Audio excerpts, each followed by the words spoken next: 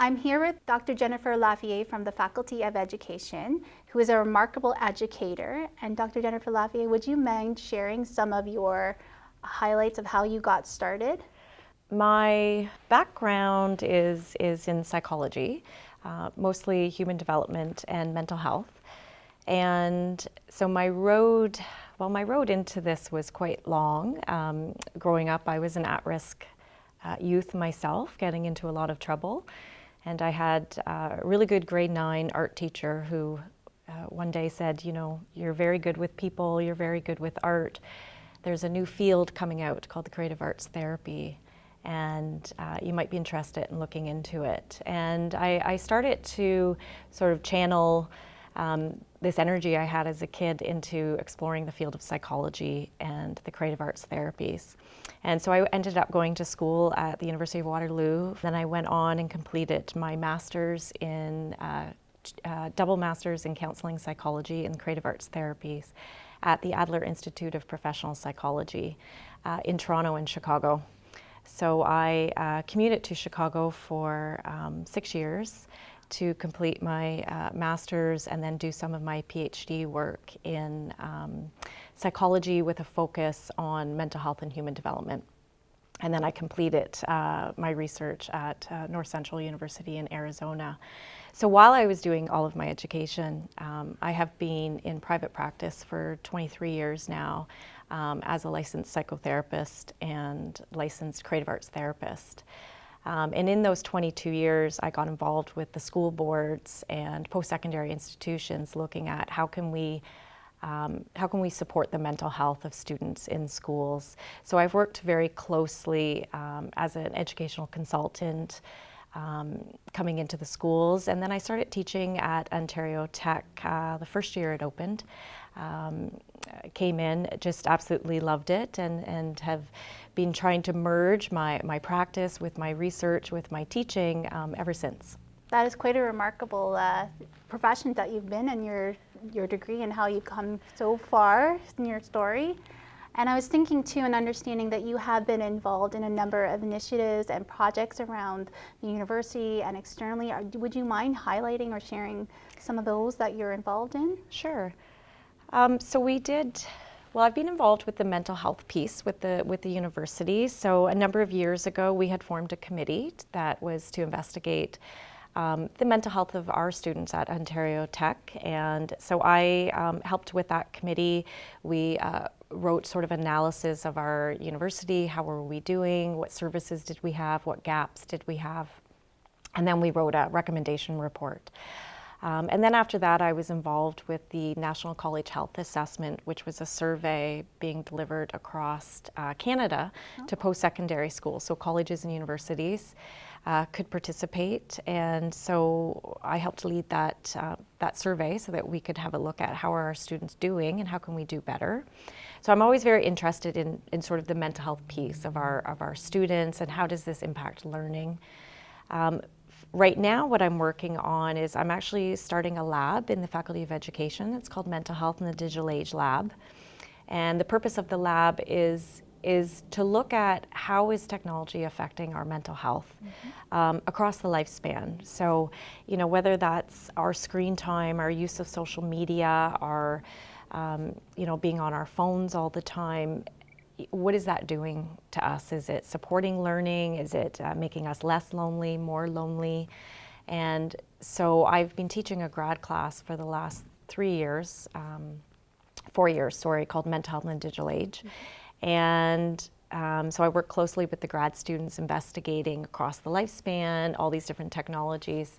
And so we've started a lab now, which is a research hub. So I'm just getting it up going. I'm trying to create the website for it and getting the grad students involved in this research hub where we could join together and look at different research projects we want to do, but also maybe projects we want to do in the community. So for example, you know, there's a lot of research that social media can really help seniors feel less lonely.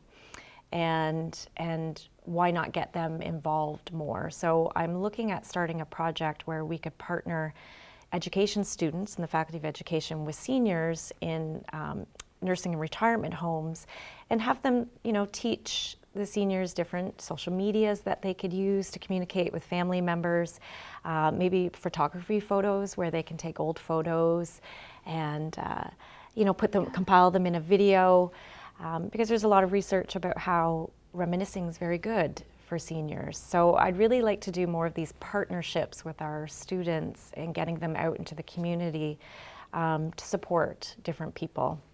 So I'll be working on that project for the next little while to get the lab up and running.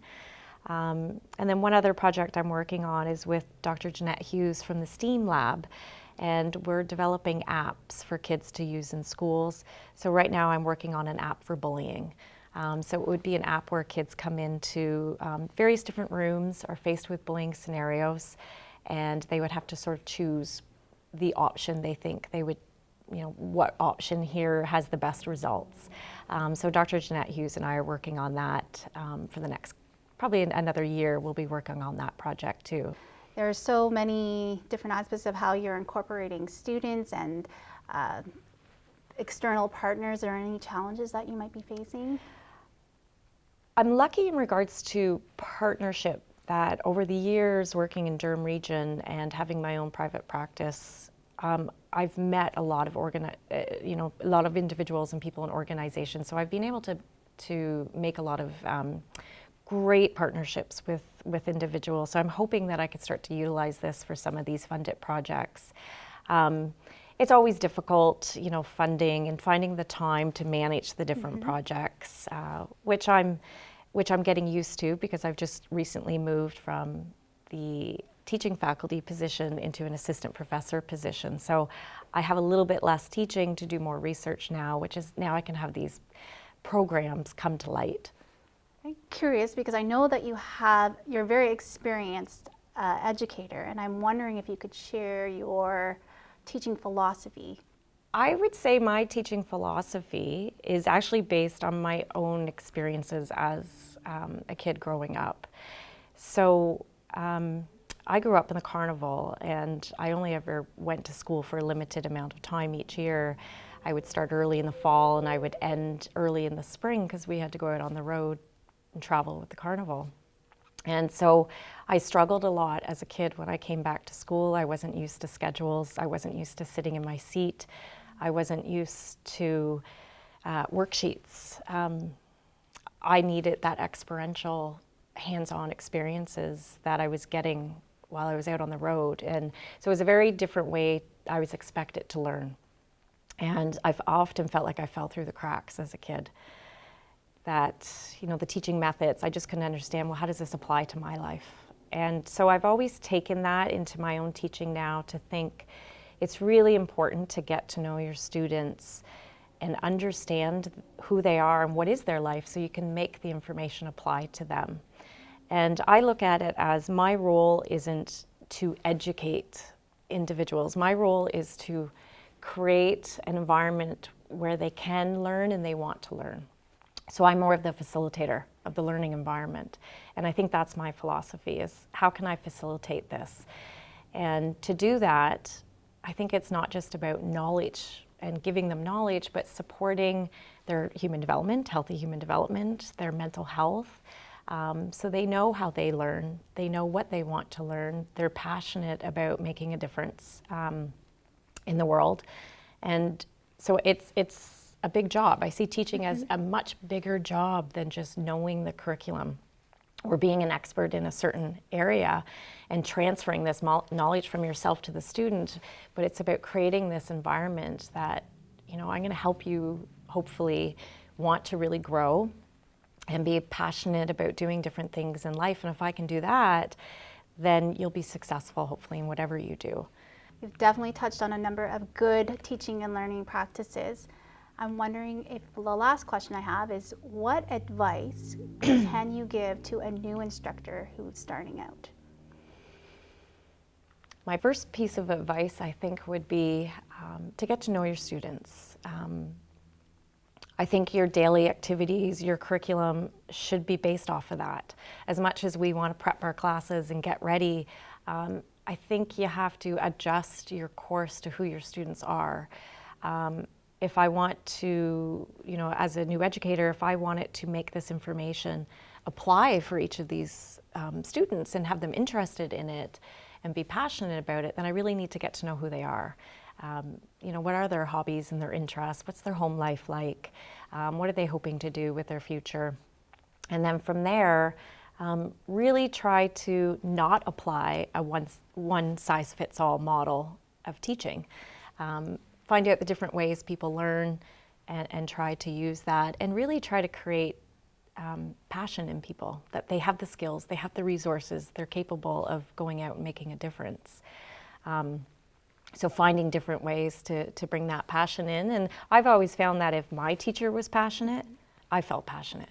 But I would need to see that from the teacher. So I think new teachers coming in really need to show that passion so that the students can feel the passion and have that transfer. Thank you so much for your time, and you You're have given welcome. us a lot of good insights and practices and strategies, so we definitely appreciate it. Great, Thank you. thank you.